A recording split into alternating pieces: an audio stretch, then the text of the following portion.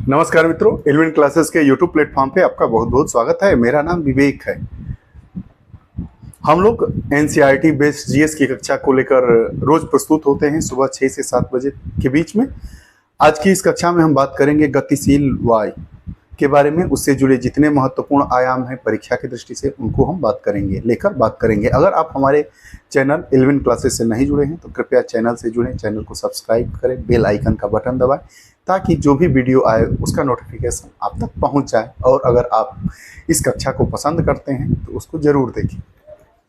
आइए बात करते हैं सामान्य अध्ययन। एनसीईआरटी बेस्ड है, टॉपिक 6 है गतिशील वायु। हम बात करेंगे गतिशील वायु क्या होती है, वायुमंडलीय दाब किसे कहते हैं, संसार के अस्थायी वायु दाब कटिबंध कौन से हैं, सरकार के अस्थायी पवनों के कटिबंध कौन कौन से हैं, मानसून क्या है, स्थानीय पवनें क्या हैं। आइए एक एक करके हम टॉपिक को समझते चले जाते हैं। गतिशील वायु छोटे छोटे अणुओं से मिलकर बनी है। हमने पढ़ा था कि वायु किसे कहते हैं। वायु छोटे छोटे अणुओं से मिलकर बना है, जिसे हम गैस का एक गोला कह सकते हैं, तो जो लगातार सभी दिशाओं में घूमते रहते हैं। जब कोई पदार्थ जलता है तो उसके आसपास की वायु गर्म हो जाती है, अर्थात तापमान के बढ़ने से अणु तेजी से गतिशील हो जाते हैं, जिससे अणुओं के बीच की दूरी बढ़ जाती है और वायु का घनत्व कम हो जाता है। बात समझिए, जैसे ये है एकदम नजदीक नजदीक है। जब ये गर्म होगा तो अणु दूर दूर हो जाएंगे। अणु दूर दूर हो जाएंगे तो क्या हो जाएगा, वायु का घनत्व कम हो जाएगा। घनत्व का मतलब समझते हैं कि मतलब अणुओं का दूर दूर चले जाना, और घनत्व कम मतलब अणु दूर दूर चले जाते हैं, और घनत्व ज्यादा मतलब अणु नजदीक नजदीक हो जाते हैं। उसी को कहते हैं कि जब वायु गर्म होती है तो क्या होता है, उसके कण दूर दूर हो जाते हैं, और उससे क्या होता है, जो वायु होती है उसका घनत्व कम हो जाता है, इसलिए वायु क्या हो जाती है, गर्म हो जाती है। इस प्रक्रिया में वायु हल्की हो जाती है और ऊपर की ओर उठने लगती है। यही कारण है कि किसी वस्तु के जलने पर निकलने वाला धुआं ऊपर उठता है। क्या होता है, वायु के कण हैं, हल्के होंगे गर्म होने पर, हल्के होंगे तो ऊपर चले जाएंगे। यही बात वो बता रहा है, क्योंकि वहां पवनें बिल्कुल नहीं होती है, पवन होती ही नहीं है। पवन मतलब गतिशील वायु।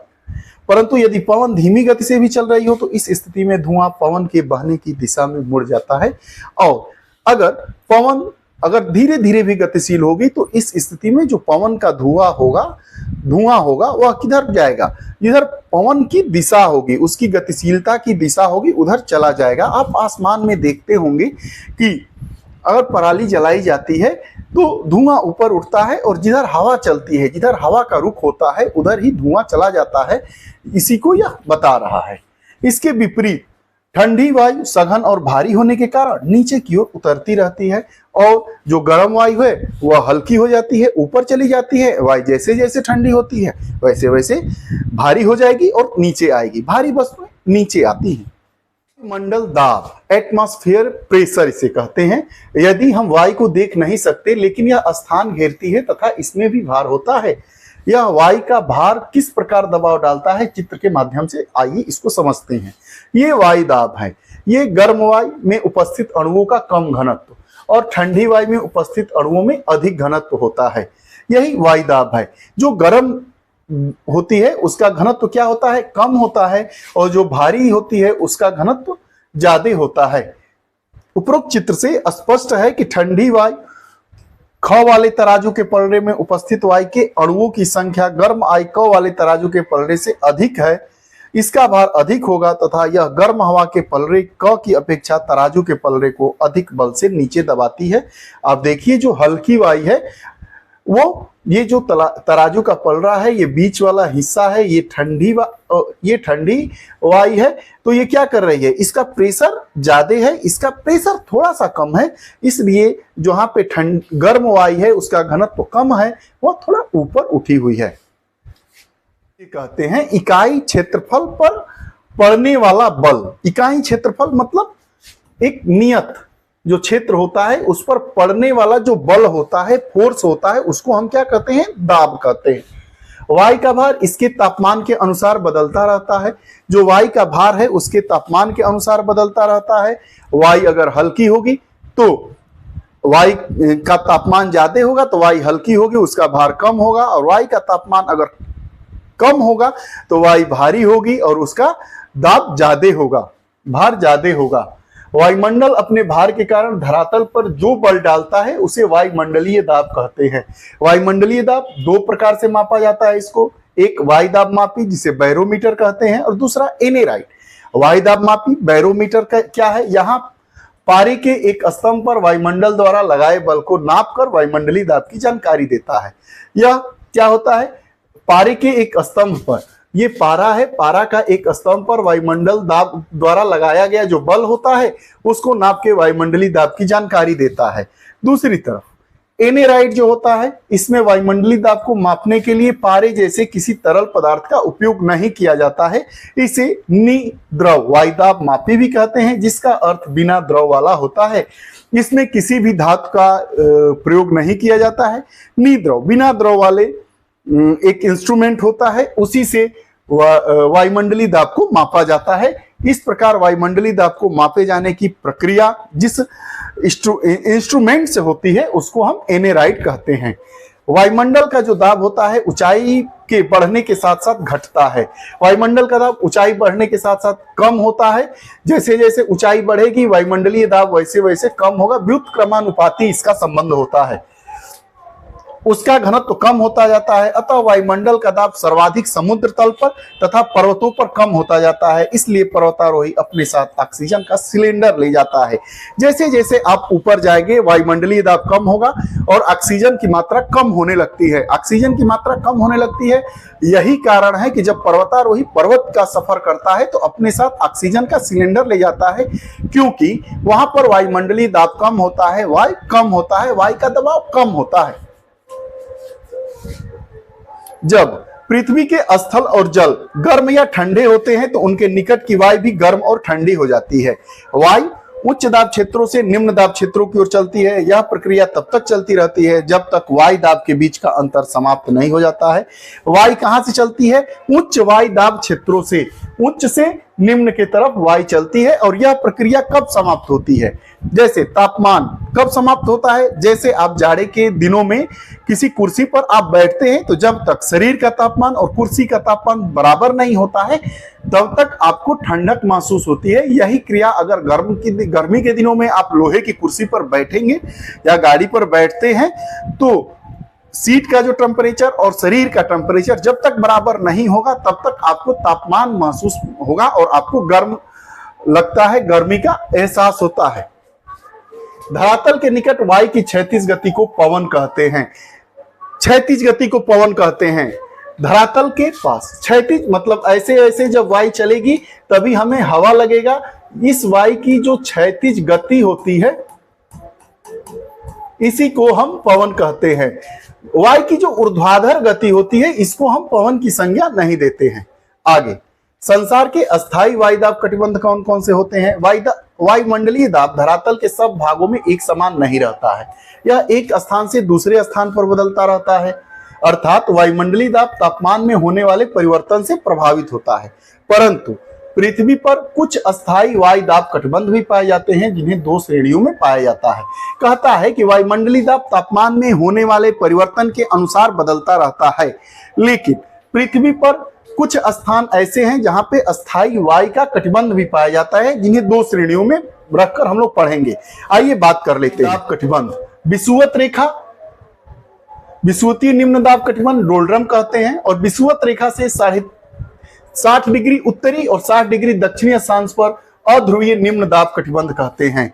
यहाँ की बात कर रहा है, ये विषुवत रेखा है, ये बीच वाला जो जीरो वाला दिख रहे हैं यह विषुवत रेखा है। विषुवत रेखा से 30 डिग्री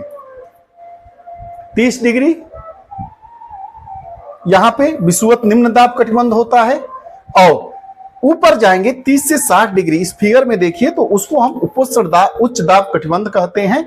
और जब 60 डिग्री से ऊपर ध्रुवों के तरफ जाएंगे तो इसे अधो ध्रुवीय निम्न दाब कटिबंध कहते हैं, और जब ध्रुव पर जाएंगे तो ध्रुवीय उच्च दाब कटिबंध इसे कहते हैं। उच्च दाब कटिबंध की बात कर लेते हैं। ध्रुवों पर ध्रुवीय उच्च दाब कटिबंध होते हैं दोनों पे, और विषुवत रेखा से 30 डिग्री उत्तर और 30 डिग्री दक्षिणी अक्षांश पर उपोष्ण उच्च दाब कटिबंध या जिसे अश्व अक्षांश कहते हैं, ये जो है उसे हम अश्व अक्षांश भी कहते हैं। भूमंडलीय पवनें उच्च दाब से निम्न दाब कटिबंध की ओर चलती हैं। आगे जो विषुवतीय निम्न दाब कटिबंध है, विषुवत रेखा के निकट तापमान वर्ष भर ऊंचा रहता है। परिणाम स्वरूप यहाँ की वायुमंडल की निचली परतें गर्म हो जाती हैं और वायु फैलकर निरंतर उठती रहती है। अतः इस प्रदेश को विषुवतीय निम्न दाब कटिबंध कहते हैं। क्या होता है, विषुवत रेखा के समीप क्या तापमान रहता है, वायु गर्म होती रहती है, उठती रहती है, नीचे गिरती है, इसलिए विषुवतीय निम्न दाब कटिबंध इसे कहते हैं। ध्रुवीय उच्च दाब कटिबंध के बारे में पढ़ते हैं। उत्तर तथा दक्षिण ध्रुवीय के प्रदेश भर बहुत ठंडे रहते हैं। परिणाम स्वरूप यहाँ की वायु बहुत ठंडी होती है, सघन भारी होता है, इसलिए वायु यहाँ इकट्ठी होती रहती है। इससे दोनों ध्रुवों के चारों ओर ध्रुवीय उच्च दाब कटिबंध बन जाते हैं। यह ठंडी वायु भारी होकर नीचे धरातल के नीचे निकट पहुंचकर विषुवत वृत्त की ओर बहने लगती है। आगे आइए बात कर लेते हैं। उपोष्ण उच्च दाब कटिबंध होता है जो विषुवत वृत्त के पास से ऊपर उठने वाली वायु, ये विषुवत वृत्त है जो आपका 0 डिग्री, इससे ऊपर उठने वाली वायु 30 डिग्री ऊपर तथा 30 डिग्री दक्षिणी अक्षांश पर पहुंचते पहुंचते क्या हो जाती है, ठंडी हो जाती है। यहाँ की वायु इतने सर्किल तक ये वायु ठंडी हो जाती है और कटिबंध बन जाते हैं। इन्हें उपोष्ण उच्च दाब कटिबंध, उपोष्ण मतलब उष्ण है, जिसे अश्व अक्षांश, इसको अश्व अक्षांश कहते हैं। अश्व अक्षांश के पीछे की भी एक कहानी है। जैसे ही नीचे उतरती हुई वायु धरातल के समीप पहुंचती है, यह 2 शाखाओं में बढ़ जाती है। पहली शाखा ध्रुवों की ओर और दूसरी शाखा विषुवत रेखा। जैसे ही धरातल के समीप पहुंचेगी, एक शाखा इधर और एक शाखा विषुवत रेखा की तरफ आती है। नीचे उतरती हुई यह वायु अपेक्षाकृत शुष्क होती है, क्योंकि इसकी आर्द्रता पहले ही विषुवत रेखा के आसपास, विषुवत रेखा के आसपास का क्षेत्र गर्म होता है। तो जब वायु नीचे उतरती है तो वायु में जो नमी होती है, पानी होती है, आर्द्रता होती है, वह तो गर्मी से सूख जाती है। वही बात इसका परिणाम यह है कि संसार की उष्ण कटिबंध मरुस्थल इसी कटिबंध में पाए जाते हैं। जब वायु नीचे उतरती है और विषुवत रेखा के पास पहुंचती है तो विषुवत रेखा के पास गर्मी होती है, वहां पहुंचती है तो वायु की नमी खत्म हो जाती है। यही कारण है कि जो विषुवत रेखा के आसपास क्या पाए जाते हैं, मरुस्थल पाए जाते हैं। आगे अधो ध्रुवीय निम्न वायुदाब कटिबंध दोनों गोलार्धों में स्थित ध्रुवीय उच्च दाब कटिबंध और 30 डिग्री उत्तर और 30 डिग्री दक्षिण में स्थित उपोष्ण उच्च दाब कटिबंधों से चलने वाली वायु 60 डिग्री उत्तर और 60 डिग्री दक्षिण अक्षांश यहां से चलेगी। ये जो एरिया है यहाँ है, ये विषुवत रेखा, यहाँ 30, जब यहाँ से 60 से इधर चलेगी तब दक्षिण अक्षांशों के निकट एक दूसरे से मिलती है। ये भी रेखा मिलेगी इससे और ये भी रेखा इससे एक दूसरे से मिलेगी। इससे वायु ऊपर उठने लगती है और इन अक्षांशों के आसपास अधो ध्रुवीय निम्न वायु दाब मंडल विकसित हो जाते हैं।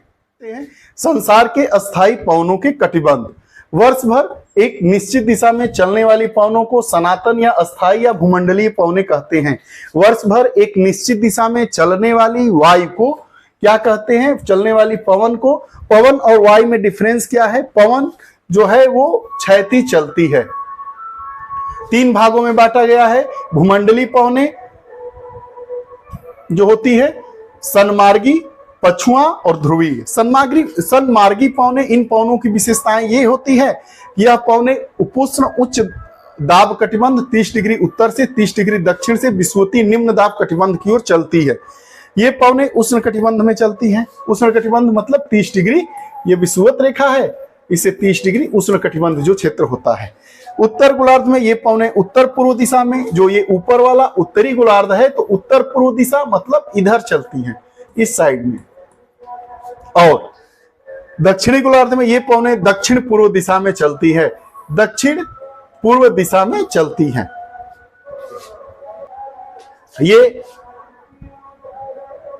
ये विषुवत रेखा है, ये 30 डिग्री, ये 30 डिग्री।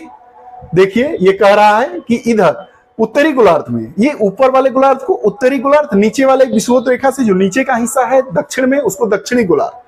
तो उत्तरी गोलार्ध में ये जो पवन होती है ये किधर चल रही है, देखिए पूरब की तरफ, और दक्षिणी गोलार्ध में 30 डिग्री तक ये भी पूरब की तरफ चलती हैं।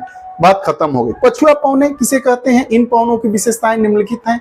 यह पवने उपोष्ण उच्च दाब कटिबंध 30 डिग्री उत्तर और 30 डिग्री दक्षिण में अधो ध्रुवीय निम्न दाब कटिबंध की ओर चलती हैं। ये पवने शीतोष्ण कटिबंध में चलती हैं। उत्तरी गोलार्ध में ये पवने दक्षिण पश्चिम दिशा में चलती हैं।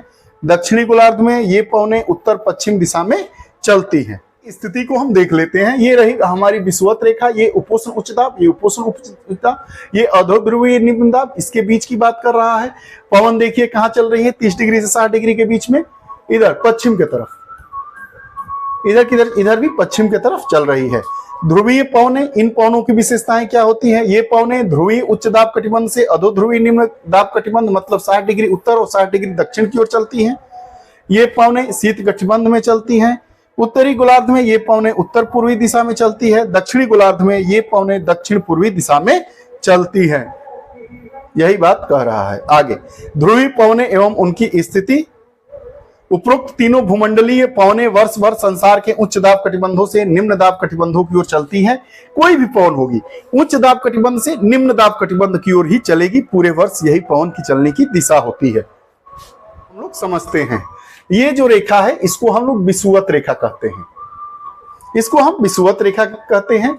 इसको अगर हम मार्किंग कर देंगे तो ये नॉर्थ साउथ, ये ईस्ट, ये वेस्ट, ऐसे अगर हम रेखा खींचेंगे और ऐसे रेखा खींचेंगे तो ये नॉर्थ ईस्ट, ये साउथ ईस्ट, ये वेस्ट साउथ, वेस्ट साउथ, और ये क्या हो जाएगा, वेस्ट नॉर्थ। यही बात कह रहा है कि ये जो दक्षिण पूर्वी सन्मार्गी किरणें होती हैं ये इधर चलती हैं। इधर मतलब विषुवत रेखा से नॉर्थ साउथ ईस्ट की तरफ। इस गोलार्ध में जाएंगे तो ये नॉर्थ ईस्ट की तरफ चलेगी। वही पूरी बात जो ऊपर हम लोगों ने पढ़ा उसी को इस चित्र के माध्यम से बताया गया है। बंध तथा भूमंडलीय पवने सन्मार्गी पछुआ तथा ध्रुवीय पवने कहलाती हैं।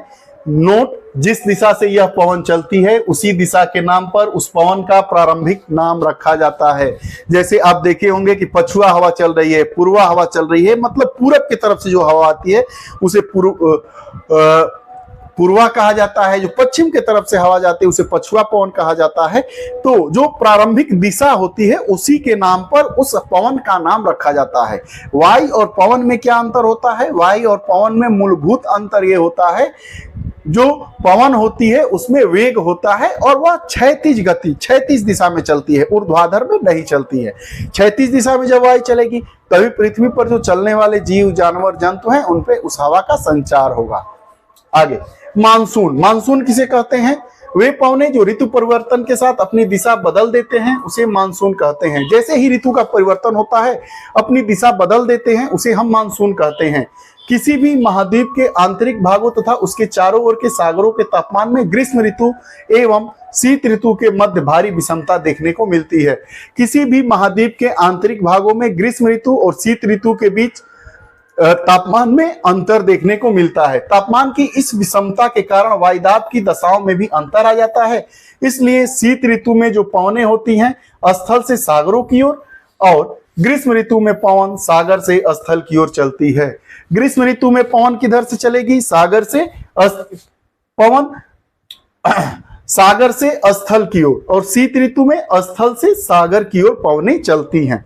सागर से आने वाली पवनें आर्द्रता से भरी होती है, इसलिए ग्रीष्म ऋतु में भारी वर्षा होती है। और मानसून की जो मुख्य विशेषता एक बड़े पैमाने पर पवनों की दिशा का पूरी तरह उलट जाना है। देखिए, जब पवन होगी सागर की तरफ से आएगी तो वर्षा करेगी और स्थल के से सागर की तरफ जाएगी तो वर्षा नहीं करेगी। वही कह रहा है। मानसून का संबंध मुख्य रूप से एशिया महाद्वीप से जुड़ा है क्योंकि यहाँ इसलिए प्रकृति स्पष्ट दिखाई पड़ती है। लेकिन दुर्बल मानसून दक्षिण पश्चिम संयुक्त राज्य अमेरिका, ऑस्ट्रेलिया तथा अफ्रीका और दक्षिण अमेरिका के कुछ भागों में भी पाए जाते हैं। बात कर लेते हैं लोकल विंड्स, इसको अंग्रेजी में कहते हैं। भूमंडलीय पवनों के अलावा कुछ पवनें ऐसी भी हैं जो दिन या वर्ष के किसी विशेष अवधि में किसी विशेष क्षेत्र से चलती रहती हैं। ये स्थानीय पवनें मौसम पर अपने स्वभाव के अनुसार गर्म और ठंडा प्रभाव डालती है। तटीय क्षेत्रों में समुद्र समीर, स्थल समीर का चलना बड़ी सामान्य सी बात है। समुद्र समीर अर्थात दिन के समय स्थल समुद्र की अपेक्षा जल्दी गर्म हो जाता है। दिन के समय जो स्थल होता है समुद्र की अपेक्षा पानी देर से गर्म होता है और देर से ठंडा होता है, लेकिन स्थल के साथ ऐसा नहीं है। वही बात कह रहा है कि दिन के समय जो स्थल होता है समुद्र की अपेक्षा जल्दी गर्म हो जाता है।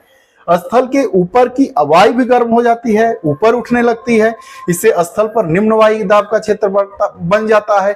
जब वायु ऊपर उठेगी तो निम्न वायु दाब का क्षेत्र बनेगा। समुद्र की अपेक्षाकृत जो ठंडी वायु है स्थल के निम्न वायु दाब क्षेत्र की ओर चल पड़ती है। इससे समुद्र समीर कहते हैं।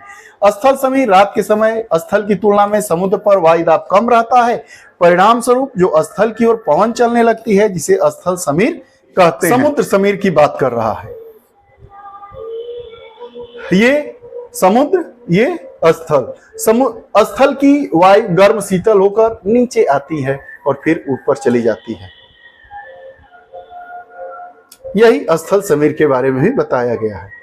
नोट: भारत की स्थानीय पवन का सबसे अच्छा उदाहरण लू है। इस दिनों में लू चलती है। एक गर्म, शुष्क और धूल भरी पवन है। यह भारत के उत्तरी मैदान में मई और जून के महीनों में चलती है। हीट वेव की घटना लू से ही संबंधित है। उत्तर भारत का जो क्षेत्र है उसमें लू इस समय मुख्य समस्या बनकर आ रहा है। और लू से अभी तो मौतें नहीं हुई हैं, लेकिन पिछले वर्ष हीट वेव जिसे नाम दिया गया था वह लू का ही मौसम था। उसमें कई लोगों की मौतें हुई थी। इसी प्रकार दक्षिण फ्रांस की अस्थायी पवन मिस्ट्रल है। यह अत्यंत ठंडी और शुष्क है जो यहाँ शीत ऋतु में चलती है। जो हवाएं गर्मी के मौसम में चलेगी निश्चित तौर पर गर्म होंगी, जो ठंडे के मौसम में चलेगी निश्चित तौर पर ठंडी होगी। ये रही हमारी आज की कक्षा वायु की गति। इससे संबंधित रही। आपको हमारी कक्षाएं कैसी लगती हैं? जितने महत्वपूर्ण टॉपिक है उसको एनसीईआरटी बेस से लेकर आपको समझाने का प्रयास किया गया है। बार बार अगर 2-3 बार अगर आप इस कक्षा को नोट करके पढ़ते हैं तो आपके लिए बेहतर रहेगा। इस कक्षा को हम लोग कॉन्सेप्ट बूस्टर क्लासेस भी कहते हैं। आपको हमारी कक्षाएं कैसी लगती है कमेंट बॉक्स में अपने विचार जरूर दें। पुनः नई कक्षा के साथ उपस्थित होंगे, तब तक के लिए बहुत बहुत धन्यवाद। नमस्कार।